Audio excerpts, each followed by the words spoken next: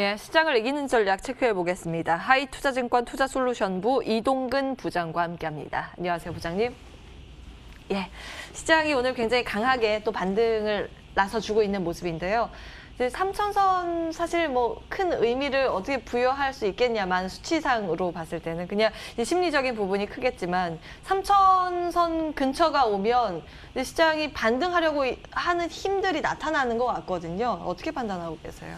뭐 일단 어느 정도 그 미국의 그 국채 금리 레벨이 좀 안정화가 되면서 사실 이제 글로벌 증시의 반등이 나타나고 있고요. 어제 우리 증시가 이제 시장을 했습니다만은 아시아 증시 전반적으로 강했고 간만에 또 미국 증시가 나스닥이 3% 이상 상승을 하면서 시장에 좀 불안감들이 좀 많이 사라진 그런 상황입니다. 거기서 말씀하신 대로 사실 3천선에 대한 의미보다는 오히려 이제 저는 그 코스피 기준으로 봤을 때 61선에 대한 지지가 어느 정도 확인이 되고 있다는 말씀을 드릴 수가 있을 것 같아요. 61선이 이제 2,960선 이상까지 올라와 있는데 사실 이제 장중에 3천선이 살짝 깨지더라도 뭐 한 61선에서의 지지는 어느 정도는 시장에서 지금은 인정이 되고 있는 것이 아닌가 이렇게 좀 말씀드릴 수가 있을 것 같고 공교롭게도 사실 뭐 지난주에 굉장히 그 변동성이 강하게 나타났습니다만은 뭐 지수가 이제 장중에 급락을 하더라도 이런 61선의 지지가 어느 정도는 좀 나타나줬다는 부분들이 좀 의미가 있다고 말씀드릴 수가 있겠고요.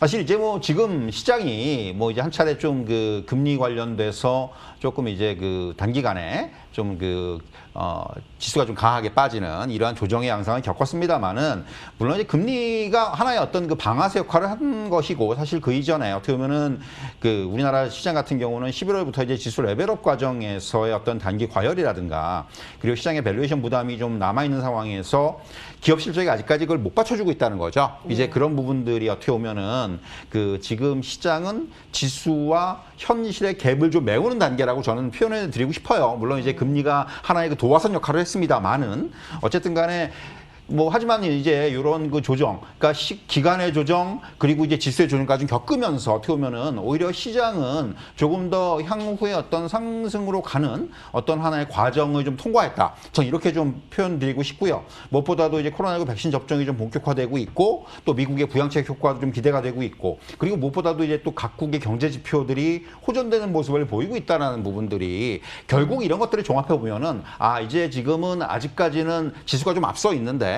이제는 펀더멘털이 빨리 따라오겠구나 이런 좀 이제 생각을 할 수가 있다는 부분이고 그렇다면은 시장에 대해서는 이렇게 좀 뭐 이미 그걸 뭐 캐치하고 미리 매수하신 분들도 있겠지만 이렇게 좀 변동성 국면에서는 오히려 저는 매수 대응이 맞지 않겠는가 이렇게 좀 말씀드릴 수가 있을 것 같아요. 예, 이제 시장의 상승 과정 인물 저가에서 반등하는 것을 통해서 훼손이 안 됐다라는 걸 확인했다. 이제 시장이 여전히 강하다 이렇게 보셨는데.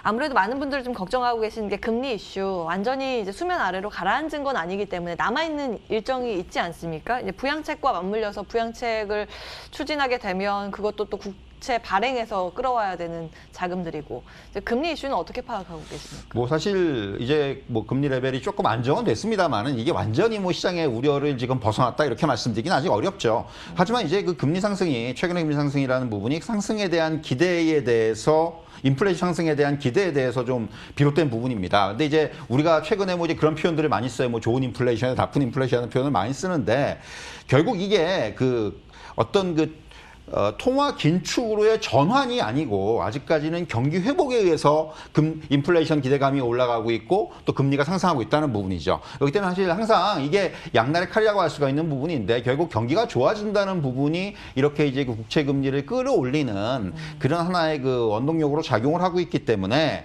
아직은 뭐 이런 부분에 대해서는 너무 이제 시장이 일단은 그 속도라든가 이런 부분 때문에 사실 지금 우려가 좀 강했는데 이제는 그런 부분에 있어서는 조금씩 그런 우려를 내려놓는 그런 흐름이 되지 않겠는가. 제가 이제 잘 쓰는 표현 중에서 이제 시장이 어느 순간에는 금리를 용인할 것이다. 야, 이 정도 금리는 괜찮아라고 이제 용인을 하는 시점이 어떻게 보면은 본격적으로 시장이 이제 올라갈 수 있는 시점이거든요. 뭐 이제 그런 과정이 있다고 말씀드릴 수가 있을 것 같은데 과거의 경우를 놓고 보더라도 경기 회복 국면에서 금리 상승이 증시의 어떤 그 상승의 부담으로 작용하지 않습니다. 오히려 금리하고 증시가 같이 올라갔어요. 경기 회복 국면에서는. 그렇기 때문에 이런 부분들에 대해서는 뭐 지나치게 우려하실 필요는 없을 것 같고요.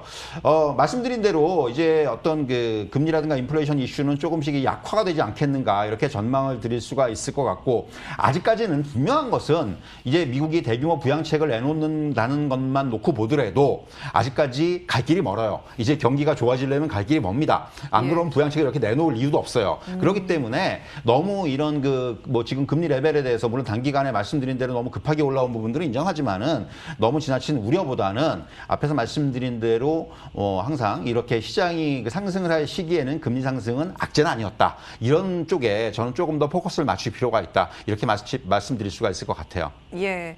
이제 많은 분들 궁금해하시는 포인트가 사실 두 가지였는데, 시장이 떨어졌던 거 다시 회복 가능할까요?에 대한 물음표에 대해서는 예스 주신 것 같고, 그러면 그 회복하는 과정 중에서 주도주는 무엇이 될까? 이게 중요한 거 아니겠습니까? 3월의 전략은 어떻게 세우는 게 좋을까요? 사실 이제 어떻게 보면은 지금 조금 이 주도주를 정하는 데 있어서는 약간 여러분들의 의견들이 다를 수가 있어요. 뭐 전문가들도 의견이 갈릴 수가 있는데, 분명히 이제 앞에서 말씀드린 대로 금리에 대한 어떤 영향력은 조금 더 이어질 수가 있습니다. 하지만 이제 이런 부분들이 어느 정도 시장에는 이제 반영이 돼 있는 상황이고, 그리고 이런 것들에 대해서 앞에서 말씀드린 대로 시장에서 이런 것들을 받아들이는 그런 상황들이 연출이 될 거고요.